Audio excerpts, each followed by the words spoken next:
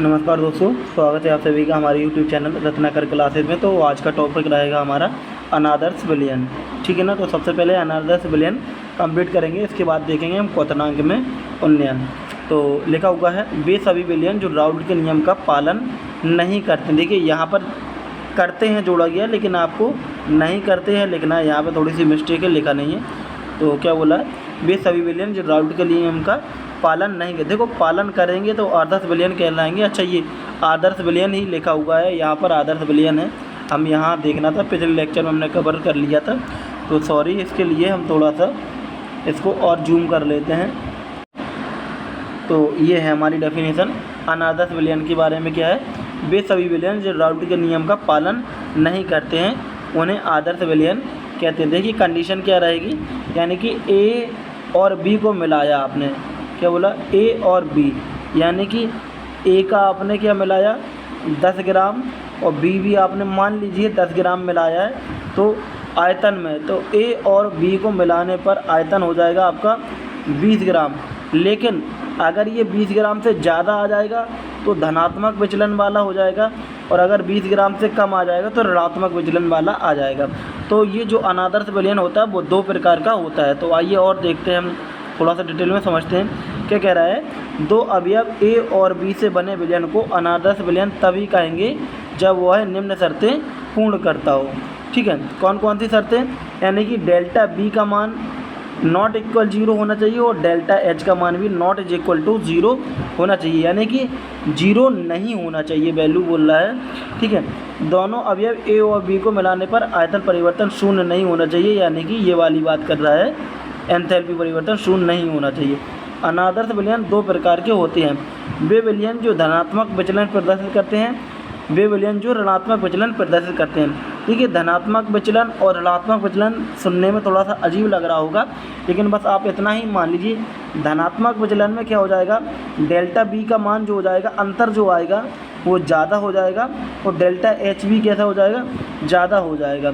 ठीक है, तो आइए इसके उदाहरण देख लेते हैं। ए और बी को मिलाने के बाद विलयन का आयतन अधिक हो जाता है, यानी कि डेल्टा बी जो 2 मिला रहे हैं आपने, जो दोनों की क्वांटिटी मिलाई है, ए और बी को मिलाएंगे आप, इनकी जो दोनों की क्वांटिटी बन रही होगी उससे ज़्यादा निकल के आएगा, तो आपका हो जाएगा डेल्टा बी पॉजिटिव हो जाएगा।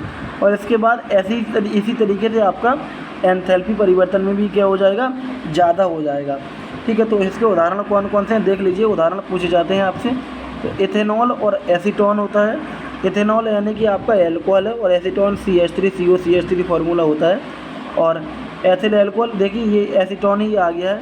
अच्छा, ये यहाँ पे यही लिखा हुआ है इथेनॉल, और ये फार्मूला लिखा हुआ है इनका। ठीक है, ये इथेनॉल और एसीटोन ही है यहाँ पर जो लिखा हुआ है हिंदी में।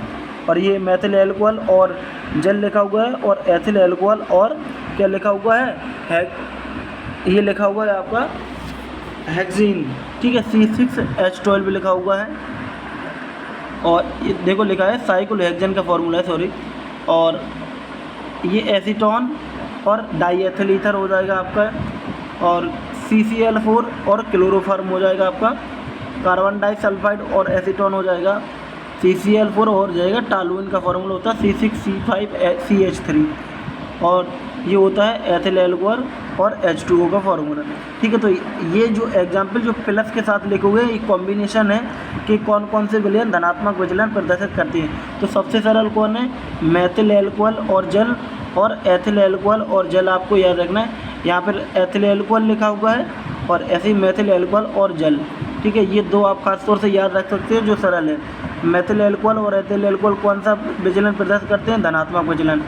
और इसके बाद अगर एग्जाम्पल आप लिखना चाहें तो कई सारे एग्जाम्पल आपको याद करने के लिए बता रहे हैं। और CCl4 CH3 भी आपको कौन सा हो जाएगा, और कई सारे एग्जाम्पल से जो आपको सही लगे याद कर लेना, क्योंकि अगर एग्ज़ाम में कॉम्बिनेशन में पूछा जाएगा ऑप्शन में तो आपको याद करना पड़ेगा। लेकिन अगर डेफिनेशन के साथ में 1 या 2 एग्जाम्पल लिखना हो तो आपके लिए बहुत ईजी हो जाएगा। एथिल एल्कोहल और जल, और मेथिल एल्कोहल और जल कौन सा विचलन प्रदर्शित करते हैं, तो आपका हो जाएगा धनात्मक विचलन।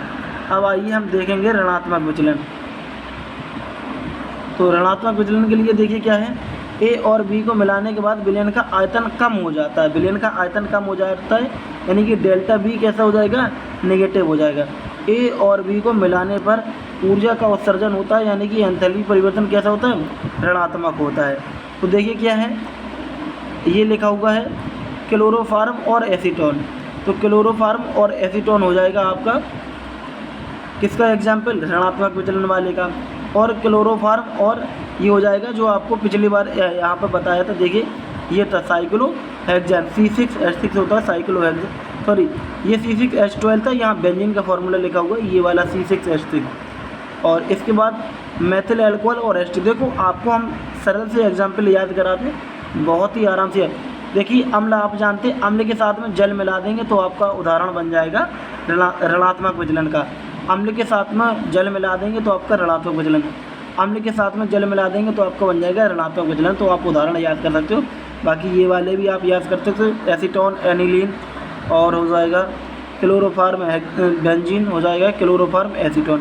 तो ये आपका हो गया तो ऋणात्मक विचलन। तो हमारा आदर्श विलयन तो पिछले लेक्चर में कंप्लीट किया था, इस लेक्चर में हमने कंप्लीट किया अनादर्श विलयन। और अनादर्श विलयन कितने प्रकार का होता है, 2 प्रकार का, एक धनात्मक विचलन, एक ऋणात्मक विचलन वाला, ठीक है। तो आइए दोस्तों अब हम आगे कंप्लीट करते हैं क्वथनांक में उन्नयन। तो लिखा है क्वथनांक में उन्नयन, क्वथनांक में उन्नयन। तो क्वथनांक में उन्नयन कंप्लीट करने से पहले हम क्या देखेंगे, क्वथनांक में उन्नयन कंप्लीट करने से पहले देखिए सबसे पहले हमें पता होना चाहिए क्वथनांक क्या होता है, और इसके बाद हम जानें क्वथनांक उन्नयन। देखिए यहाँ लिखा है क्वथनांक, यहाँ लिखा है क्वथनांक उन्नयन। थोड़ा सा अगर कम दिखाई दे रहा हो तो आपको पढ़ के बता देते, ये लिखा हुआ है क्वथनांक और एवं क्वथनांक में उन्नयन। तो क्वथनांक क्या होता है, देखो हम इसको आम भाषा में बोलते हैं उबलना, ठीक है। तो देखते हैं, किसी द्रव का क्वथनांक वह निश्चित ताप है जिस पर द्रव का वाष्प दाब वायुमंडलीय दाब के बराबर हो जाता है, एक वायुमंडलीय दाब के बराबर हो जाता है, ठीक है। किसी, अब देखिए अब यहाँ पर कहानी बढ़ती है हमारी, ये तो था हमारे क्वथनांक की परिभाषा थी कि किसी द्रव का क्वथनांक वह निश्चित ताप है जिस पर द्रव का वाष्प दाब एक वायुमंडलीय दाब के बराबर हो जाता है।